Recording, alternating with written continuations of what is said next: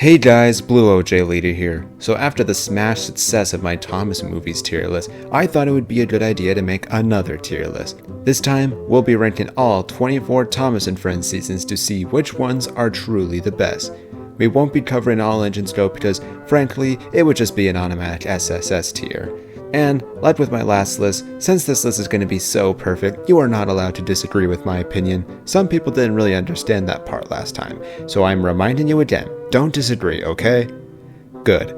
Now let's get started. First up, we have Season 1. Season 1 is pure classic Thomas. Its storybook-like world and the impressive model work, even for the time, cannot be overstated. There are so many great stories in this season, but only one of them was actually a masterpiece.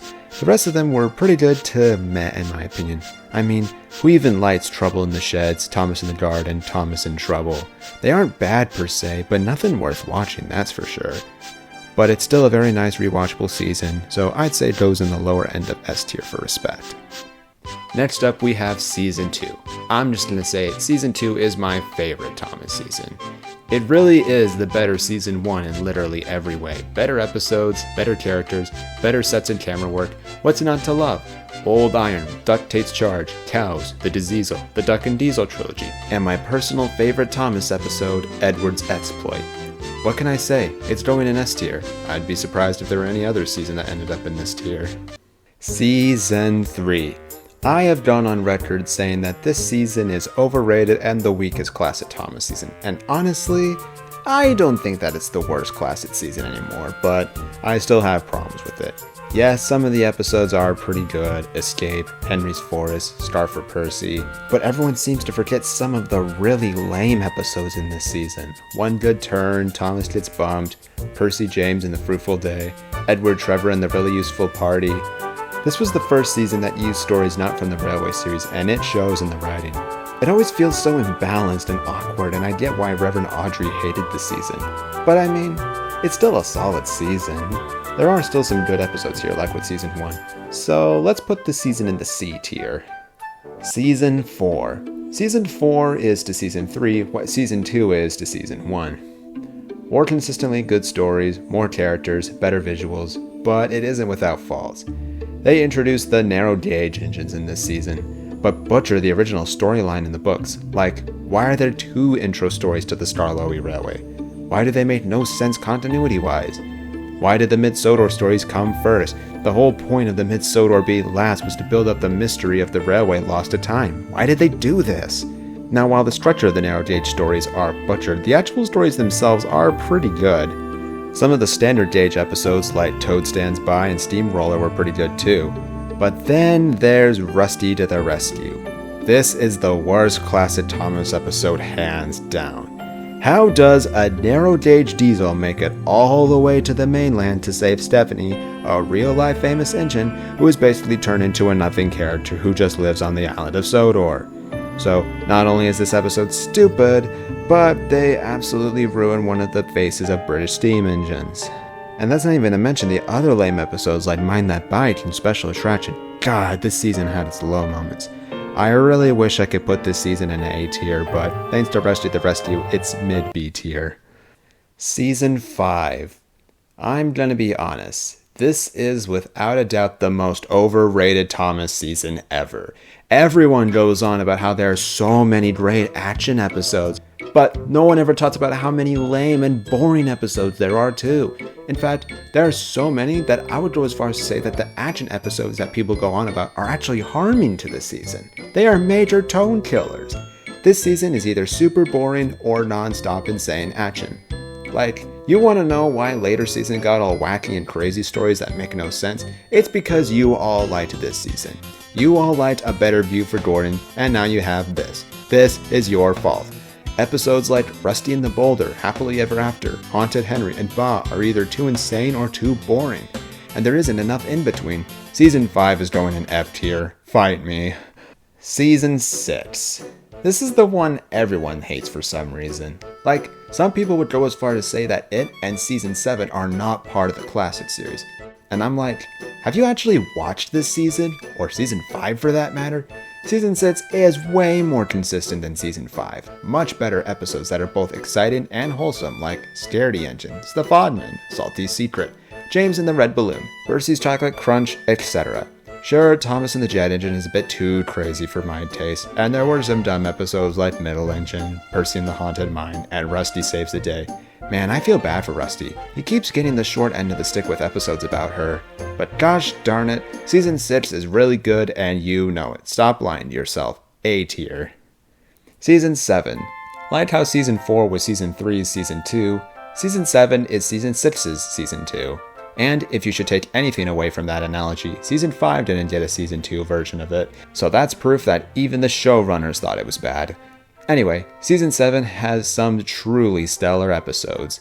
This really was the send-off to the classic series we needed. Best Dressed Engine, Something Fishy, Gordon and Spencer, Hooray for Thomas, so many great episodes. This season was a masterpiece. Easy S tier for sure. Season 8. This is a bit of a controversial season. Some people say it's awful, some people say it's actually good and we're being too harsh on it. Honestly though, I can't see why anyone should like this season. Season 8 sucks. I only watched the first 2 episodes and they put me to sleep. I don't need to watch the other episodes from this new series. They're all the same. No original ideas, no nice moments, no good characters. Season 8 through 12 are all going in F tier, but season 12 is the worst because it has the ugly CGI faces.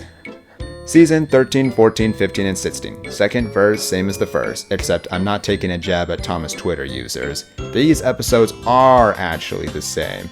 There are 1 or 2 times where they actually change the 3 strikes formula for a bit and make it work within the story, but the rest are boring. So we're going to put them in the massive L tier and move on with our day.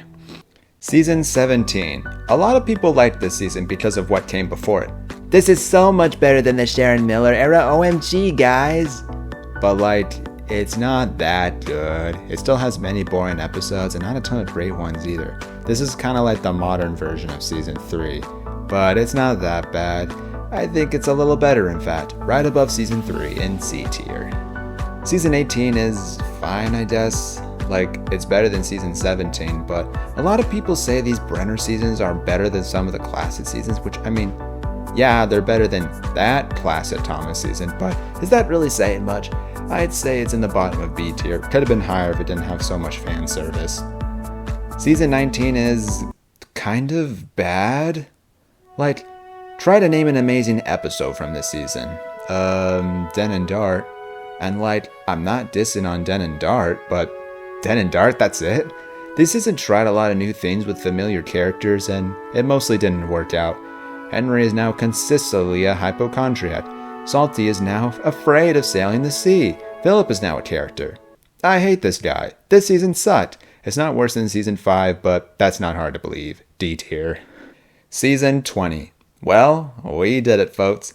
We created a season of Thomas and Friends that is worse than the 5th season. Yep, I can't believe it either. Okay, so copy and paste all my issues with Season 19 and the crazy fan service from Season 18 and you got Season 20. Oh boy, aren't you excited to watch glow-in-the-dark Henry, scary monster under the bridge, and more Philip? And don't even get me started on Hugo. No one likes this guy. The one thing people universally hate about that season is this guy. Oh, but what about the small railway episodes, you asked? Aren't they good? Yeah, in the books. Reverend W. Awdry was the only consistently good writer of this show. So you'd think adapting his work would be an easy win, right? No, because they butcher the stories by having Thomas appear in them. What is this guy doing on the Little Western? And don't even get me started on Daisy being here. What is this obnoxious member of Thomas's branch line doing in this extension of the Little Western? Oh, I know why. It's because of fan service. Gee, do I love fan service. Honestly, as much as I want to put this in F tier and move on with my life, this pile of trash doesn't deserve that. This excuse of a season belongs in the depths of massive L tier. Ugh! I don't even think I can take much more of this. Please give me a good season to talk about. Thank you. Season 21 is peak of Modern Thomas. It's shorter, but that's because the team wanted quality over quantity. Fastest red engine on Sodor, PA problems, Dowager Hat's busy day, Terrence breaks the ice, so many great ones. No bad episodes in this season. None at all. What a masterfully executed season. S tier easily.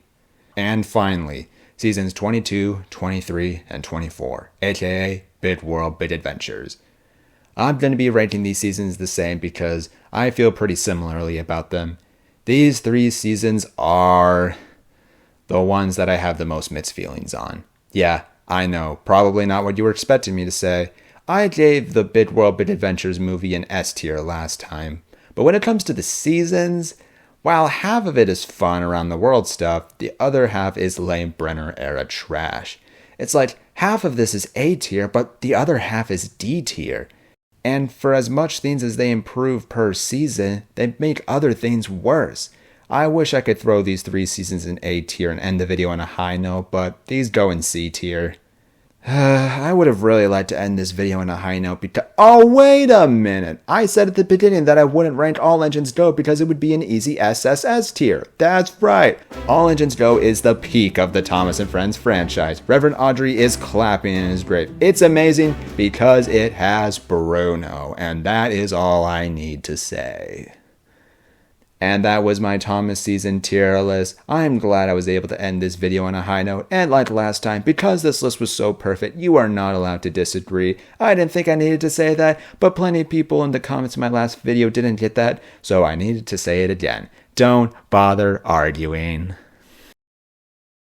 So that's going to be all for this video, guys. Be sure to leave a like if you enjoyed it, subscribe if you haven't already, and let me know in the comments what you thought of this video. But that's all for now, guys. This is the Blue OJ Leader, and I'll see you later.